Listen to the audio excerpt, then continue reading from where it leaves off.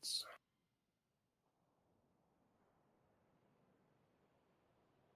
Так что немножко ребят подтаскают сейчас на Doomfist, дадут некоторые советы, типа я на всякий случай музыку включать не буду, чтобы этот момент потом Twitch просто не вырезал, мне это еще пригодится потом, если что, переслушать, какие-то дополнительные моменты подхватить, если я что-то забуду.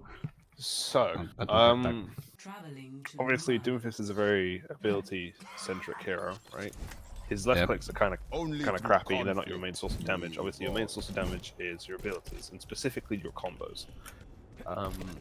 So kind of like Genji or Tracer, he's very much go from far away to in your face as quick as possible, kill things, then run away again before you get killed back. So we come to the center of Numbani. I've picked Numbani for a reason. Do you know how to do punch jumps? That's the best place to start. Not quite that, but I mean that's fine too.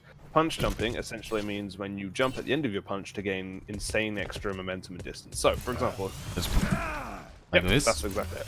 Yep, that's perfectly it. Yeah, it's really as simple as that. It's not hard to do at all. You just jump towards the end of the jump, and it takes you so much further. So unless you're actually going to use your punch to hit someone, you should always punch jump. Even if you just do like a little tap like this. Look at that. That's a really quick burst forward that then recharges now. So I can do it again and just...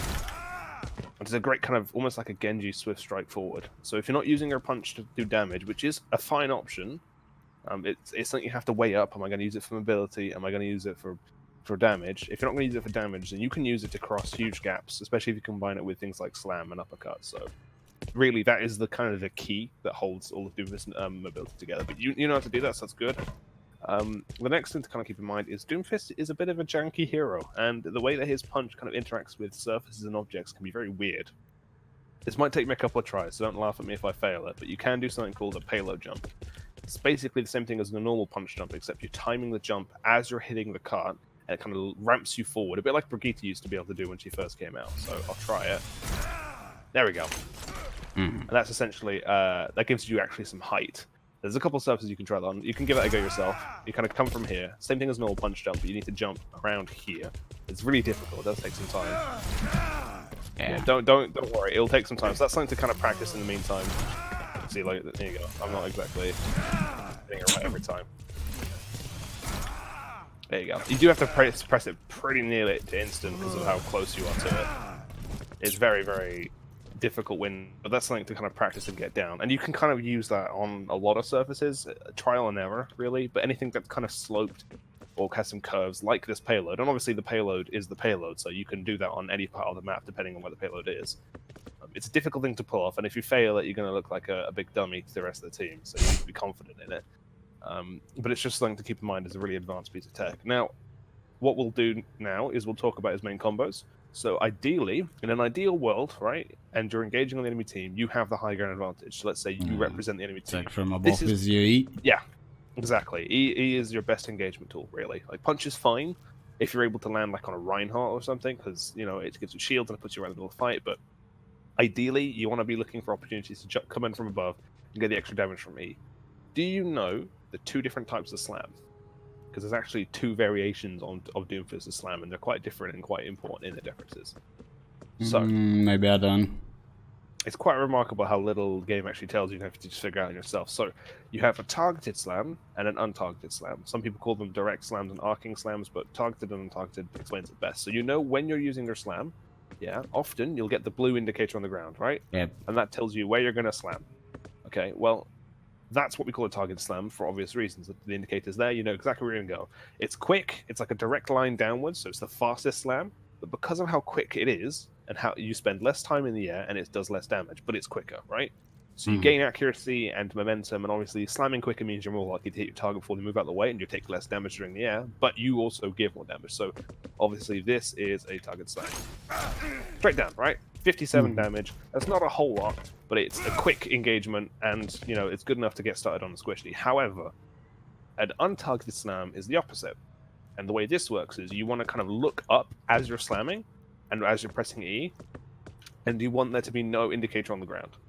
And what this does is, instead of going straight down in a diagonal line to where you normally would be slamming, he kind of does like an arc, like an up and over arc. And this gives you quite a bit extra damage, but at the same time, it makes it less accurate because you don't know exactly where you're going because there's no indicator. You kind of just have to feel it. And also, the arc gives you more airtime, which is a good thing for damage, a bad thing for not taking damage. So this is an untargeted slam. That was 105 damage, so basically double a targeted slam, but obviously kind of twice as much airtime as well. So again, to do a target slam, you do it like any other slam. You look at the ground is the key thing. You're looking at the ground. Target slam. You can go get a health back, actually. I don't want you to die during this demonstrations. So yeah, that's a target slam. You're looking down at the ground, so there's a blue indicator. So you can see it in the air as you're falling. Yeah, but an untargeted slam, you need to be looking above the ground, like this. Untargeted slam, 102. So come up here and try doing some on me. Come up on that platform as well. So let's just start with the standard targeted slam and tell me the damage you get from it. How much damage was that? Did it say on the screen? Half of your health. Yeah, you know the number is the damage you're doing with the slam, right? When you're doing it. Yes. Maybe well, 80, 90. Yeah, that's a helpful tip for you. When you're doing the slam, it does show you how much damage you're going to be landing on impact. Okay, now do an untargeted slam. Remember, look up above the ground as you're slamming. It doesn't have to be too high, just high enough that you're not going to be having the indicator on the ground as you do it. Mm-hmm. Give it a try. I can't do it. If you look up at the sky, yeah. What the fuck are you doing? Don't worry, once you get the hang of it, it'll be second nature. It's not too hard to do at all. It looks like another targeted one. No worries, keep going, giving it another try. I'm just gonna get health back. How fast I should turn it up? Like it's not the untargeted slam isn't about like flicking upwards or anything. Like you can kind of like just be here. It's more just about making sure you're not aiming where you're going to be landing, but above it, right? So like I'm aiming here. You can tell by my pistols where I'm aiming, right? That's not that far off the ground, but because I'm not aiming at the ground, it's still an untargeted slam. So you don't have to be aiming in the sky or anything. In fact, that often will fuck it up. But as long as you're just not aiming at the ground like you would with a target slam, it'll be an untargeted slam. So try doing another try doing an untargeted slam on me from the high ground again.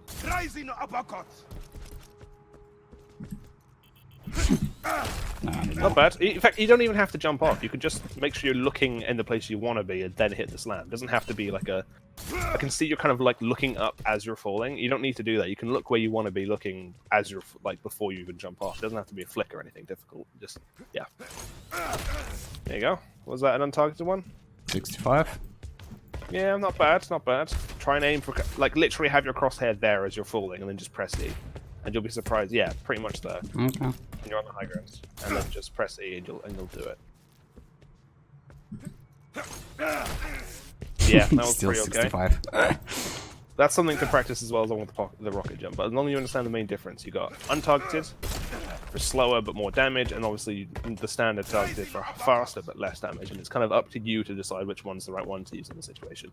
If you have the drop on the enemy, go for an untargeted slam, because even with the higher amount of airtime, if they don't know where you are, it's unlikely they're going to whip around and stop you. And an untargeted slam to a group of enemies is going to give you loads of shields. But if you're kind of in a 1v1 engagement and you're playing against like a tracer or something, it's probably better to go for a targeted slam just to get the for maximum damage, yeah. Yeah, exactly. Just go straight in there and hit them as fast as you can. Okay. Where to go next with this? Okay, so yeah, like I said, the main engagement tool is your slam. However, you need to be thinking about immediately after that, and the main combo is slam to uppercut, right? So pretty simple. I'm not going to do it on you because I don't want to kill you or anything. But a slam to uppercut straight away. But here's where you separate average Doomfist with good Doomfist, is doing left-click queuing. So a bit like with Fire and Barrage, you can kind of queue your little fingernail pistols to kind of go in between the slam and the uppercut at instant split timing. So just like with Fire Barrage, holding left-click and Q, you hold your left-click as you're mid-slam and as you're left-shifting. So basically, during the entire combo, you hold left-click, and it will instantly do bullets. So kind of like this. Right? Sometimes you can get it in between the slam and the uppercut. It kind of does depend on how Jeff is feeling. But generally, I mean, it's not as reliable these days since they changed the way that Doomfist uppercut and slam kind of like messes with momentum. It used to be uppercut kept them in a much more linear movement, which made it a lot easier to do follow-up shots. But still, it still does work. You just go in, holding left click. See that little shot there in between the slam landing and the uppercut? Yeah, that kind of stuff. Just holding down left click really does give you kind of bonus damage. So come try it on me. Come from the high ground, engage on me with a slam, holding left click the entire time, and then hold left shift too. So you want to be holding, as you're slamming, holding left click and left shift, and both will come out.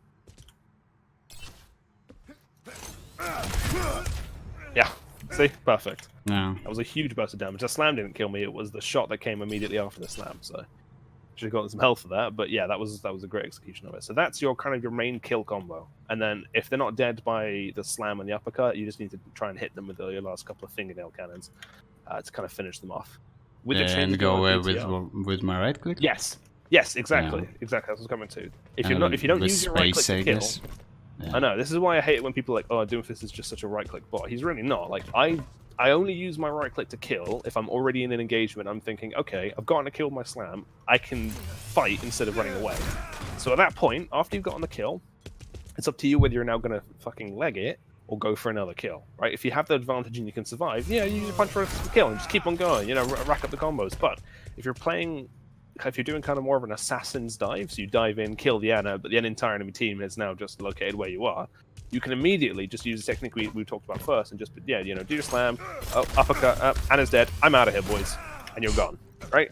Simple as that, and that's what makes Doom so fun and exciting, because you can just get in, get the pick, and then absolutely leg it using punch jump. And here's a little tip as well. You know, when you're charging your punch, it shows you the indicator of the different levels of punch, right? You don't have to charge indicator to full to get the max distance. The second to last bar gives you as much distance as the last bar, so you can kind of charge to there, and that'll still give you what you need. So, little tip for you there. And if it's not full charge, the enemy, if he's hitting the wall, is taking 150 damage still? Yes. The charge does indicate how far they go back when they punch. So a little love tap like this sends you back a minuscule amount. But if I fully charge the punch, I won't kill you with this, but if I fully charge the punch, you get sent back much further, obviously. You can get the health back over there.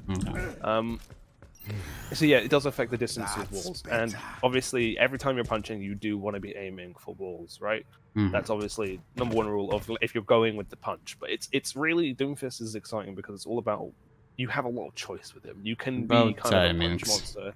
Yeah, it's about timings, it's about engagement. There's a lot of time where you kind of feel like Batman, and you're kind of just like hiding on the high ground, waiting for your chance to strike. You don't want to go in too early, you don't want to go in too late, but you wait for your chance to strike. But then when you do strike, and you've gone from being calm and waiting and calculated to just absolute manic, firing shots, dumping more shots, melees in between. It's madness, right?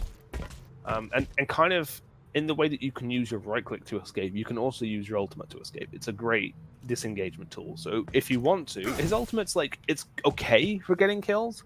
It's not super reliable though, since they changed it. Like, you're unlikely to kill an Ana on full health with your ultimate unless you're really clever with your positioning. And all you need to think about with ultimate positioning is... but many heroes can kill you easily after that. Exactly. Right, exactly. Because you're static for a second after you land the ultimate. So I would say either use it to finish off targets. So say you've used all your cooldowns and the enemies are low, but you just didn't quite get there, then you can use your ultimate to kill. Or if you have your ultimate, and you can charge it quite quickly because you do a lot of damage, so it's not too big of a problem using this. But if you have your ultimate, use it as kind of a backup plan. And then with that backup plan, you can play really aggressive, because you know, as long as you don't get CC stunned, so there is still that. If things go crap, like you gauge in, bam, I've used all my cooldowns, not doing anything for 3 seconds, I'm out of it. It's basically instant. It's very difficult to cancel that. It is possible, but very difficult. And you can go obviously very far with Meteor Strikes. So that's kind of the main thing to keep in mind. Now, there's something I want to show you with Meteor Strike. I kind of wish I hadn't just used it. So let's just do a couple of duels. I want to charge my ultimate anyway. So you go on that high ground. I'll go on this high ground. Doomfist duels kind of a messy, but I'd say the one major tip I can give you before things start is uppercut them when they slam. Don't let them land with a slam. But if you do uppercut them when they slam, get out of the way, because you'll give them extra damage. So let's just go for some engagements. I need to charge my ultimates. Let's do a bit of sparring. Let's do it. Nice. Very nicely done. Good interruption. Generally, actually, the Doomfist that charges punch second will have the advantage, even though that may sound weird, because it's less damage. Because you can kind of cancel or dodge out of the way with it. But that was good. Because of distance, I waited you. Yeah, exactly. Yeah, you basically waited for me to come to you and then countered by punching me into a good wall, actually. That was a good direction. Alright, let's go again.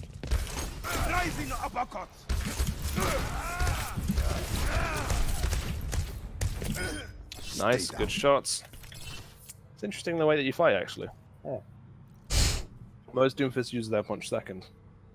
I respect that. I should turn the ultimate charge out. So how's the team going, by the way? I haven't shown up to the last couple of practices because I've been busy doing a couple of tournaments, but how's everything in practice? Good? It's fine, I guess, yeah. A little mess with the coaches and Celine, but it's fine. Yeah, I heard there was some drama about fighting Celine. Did you guys think, or not in the end? No, played it with them entire session, I guess. Yeah. Hold on, I nearly got it. We'll just farm it off the rest of the ones, actually. So, just stay outside your spawn and I'll just shoot you a couple times. Just because I want to show you one little neat trick with Meteor Strike, which is hilarious, but genuinely also quite useful as well. I'll just shoot you a couple times. I'll kill you. Okay, go get some health. Go get health, go get health. I don't want to kill you. I'm at 83, so I nearly got it. I shouldn't have used it when I was talking about the escape. Okay. Okay, go get health one last time. I got it now. Okay, so let's say that you've got a Doomfist and the enemy team, right? And that's always fun because Doomfist and Doomfist is a fun duel. But now you both are on the enemy team, okay? And you hear him use Meteor Strike, right? Now, whether he's using it to escape or hopefully to engage, there's something you can do to fuck with him, and it is hilarious, right? So he's using Meteor Strike. You want to then wait about a second and then cast your own Meteor Strike. And then you need to really use your ears, right? Because Doomfist Meteor Strike does have a sound indicator to where it's going to be. That's your little hint to where it's going to be. So use your ears, see if you can tell where he's trying to line up his. So either maybe look at where your team are as well, if he's going for an engagement. It's a lot easier, basically. Yeah, for some healers. Yeah, exactly. You need to predict where he's going. If he's going to be using it aggressively, he's on full health or something, and you can tell that it's a lot easier. Yeah, you basically do just watch over your own team, your healers. If he's using it to escape, it's a little bit more difficult, and you're going to have to be a little cleverer with your hearing, but it's still possible. Essentially, yeah. So, and then what you do is, as soon as you see the indicator come up, you put yours on top of him, and you'll kill him. Guaranteed. And it's hilarious. Unless, by some miracle, he's got over 300 health, which is possible, but it'll also still leave him with like no health. And it is a hilarious and great way to counter a Doomfist. So, let's just try it. I'm going to Meteor Strike first. I'm not going to put it anywhere too complicated because I don't want to try and evade you. Let's just pretend that I'm fighting someone else. I want you to then wait a second and then Meteor Strike me as soon as my Meteor Strike's been placed. Meteor Strike! Meteor Strike! Perfect. I'm going to do it on top of the bus. Not bad. You'd want to do a little closer too, because I could definitely escape with punch jump, but you get the idea behind it. A little quicker, yeah. Yeah, but that's fine. This is your first time doing it, and it's not really something we can practice right now anyway. I could change the... Actually, screw it. I will change it so we can just do that a couple more times. But it's a great and fairly reliable way to instantly kill the enemy Doomfist, waste his ult, and remember as well, the shielding you get from ultimate is bigger than any other shields you get from your ability, so it's actually a really great way to guarantee you get the full kind of shield potential out of that. Obviously as well, off the top of my head, you can get some really easy combos with Graviton's good, Blizzard, anything that slows them down, really. I guess the new Sigma ult's not too bad, but they're still spread out, so it's It's better with Hammond. Yeah, it is probably better with Hammond. I mean, if you use it not while they're in the air, but after they've just been slammed, the follow-up damage will probably be enough to kill a fair few things, especially if there's been more damage put into them. So I could definitely see some use out of it. Even on the outer edges of the radius, the extra damage might be enough to push them over the edge. But anyway, I digress. What was I going to say? Something that you do want to be aware with, I've found this a lot in scrims, right? When you're comboing your Grav with your Doomfist ult, it is really unfortunate, and I do wish they would change this, but if anyone in the enemy Grav has a Zarya bubble, either on them or the Zarya herself, the damage from the Meteor Strike can be blocked entirely just by that bubble, so no one takes by the shield. Yeah, exactly. And so it isn't the perfect kind of parceling that you always wish it would be. So you do want to be careful. It's not always worth using Grav Meteor Strike together. You kind of have to judge the enemy team, judge their cooldowns, judge whether they have anything to stop. Correctly in the middle, I guess. Middle of the graph. Yeah, you want to. Yeah, absolutely. You want to center it right in the middle as possible. But sometimes, if they have Zarya bubble, even regardless if you put it right in the middle, it can just. Yeah, it's very unfortunate. Okay, I'm just gonna restart that. Unlucky. There we go. Yeah. Welcome to I guess we're in Hollywood now. So yeah, we'll just practice the kind of the Doomfist whole thing together. Oh, it's on deathmatch now. Only through conflict. Okay, so again, I will ult. You need to try and find me and slam me down before I ult. Wait kind of more like half a second. I guess a second was a bit too much, but here we go. Meteor strike! Meteor strike! Perfect.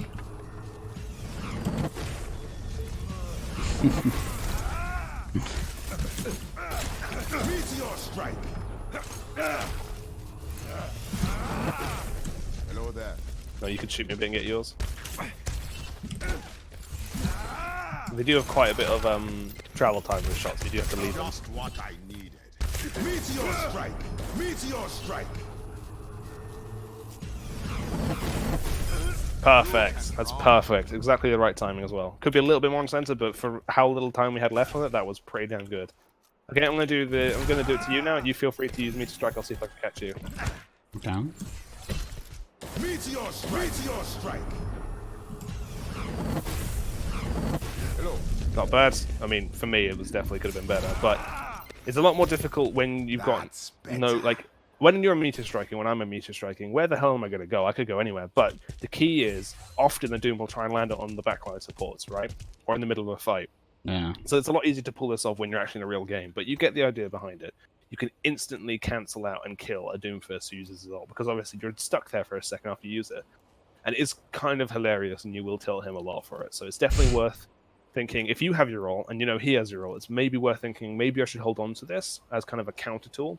But that's the great thing about Doomfist. I think that's literally the thing I love about him so much. You can use all of his abilities in so many different ways. You can punch people, but you can also use it to jump around. You can slam people, but you can do it targeted or untargeted. You know, you can use your ultimate to engage, you can use it to disengage, you can even use it to kill other Doom's ults. So he's a very versatile but in my character. rank, nobody plays Doom against me. There you go.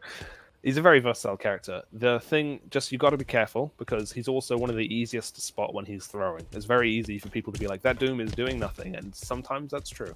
Can't always play Doom. If they're playing Hog, your life is going to be difficult. Kree can make things difficult. If you engage on him with a slam, you'll often survive the flash, though, so that's not so bad. Anything I can play against McCree. Yeah, exactly. It's not impossible. You just have to play But against careful. Hawk, yeah. Hog is difficult because It's obviously harder, you can tank yeah. everything you can do. The tip I have, if you're going to fight a Hog one-on-one, which obviously you really don't want to do, but if you're going to fight him one-on-one, the main tip I can give you, you want to save your punch, right? Save your punch for the heal. If you can get a slam him into the wall when he wants to heal, and cancel his heal and get the slam damage, you can kill a Hog. But obviously the hook is most of the time a death sentence for you, unless you're souped up on shields. Mm-hmm. But even then, you want to be up close. He wants you to be up close, and often he will have the advantage. So be careful about taking on Hogs alone. Only do it if you're able to get a punch on him while he's healing, like in a team fight or something. Then you can definitely finish him off, and he's good meat sack for your ultimate. Reinhardt, I mean, I haven't really tested that much against Reinhardt's new passive on the PTR, but even so, Reinhardt does get bullied quite a lot by you. Like, he still can swing at you, and the damage you shouldn't take the damage Reinhardt can do for granted. It can do quite a lot to you, but because you can disengage so easily with slam, uppercut, or punch, or even ultimate, you just get in there, do as much as you can, and then get out again before either he or your team can kill you. Also, punching Hammond is hilarious because like he's swinging at you and you're just like, nope, and he goes straight back the other way. So he's not bad against Hammond either. I'm trying to think, but that's okay. Brief recap in a list of what we've learned. We've got punch jump, just like that. We have the difference between targeted and untargeted. So we've got untargeted, and then we've got targeted and standard. We've got queuing up your left click and your left shift. There you go. That was untargeted. That was perfect. Mm-hmm. Oh, actually, bonus tip for you. I can't believe I didn't mention this, but you know how slam damage is based on how much airtime you have, right? Yeah. This is going to sound ridiculous, but if you jump before any kind of slam, you will get an extra 10 or 15 damage in. Like, okay, so here is me slamming you from here with no jump. 49 was the number, right? Mm-hmm. We'll do that again in 3, 2, 1. This time with a jump. 58. Like, that's not a huge difference. 11 damage is unlikely to be. Yeah, but 11 damage against a Tracer or a 200 HP target or anything, I mean, you always want to squeeze in those extra numbers. So every time you do a slam, just a little hop beforehand will give you extra 10 damage, which is, you know, it does add up. So that's my little bonus tip for you. But yeah, we've got punch jump, we've got jumping before slams, we have targeted and untargeted slams, We have comboing left shift and left click by just holding those buttons when you're in mid slam, so they come out together. We have using punch to disengage.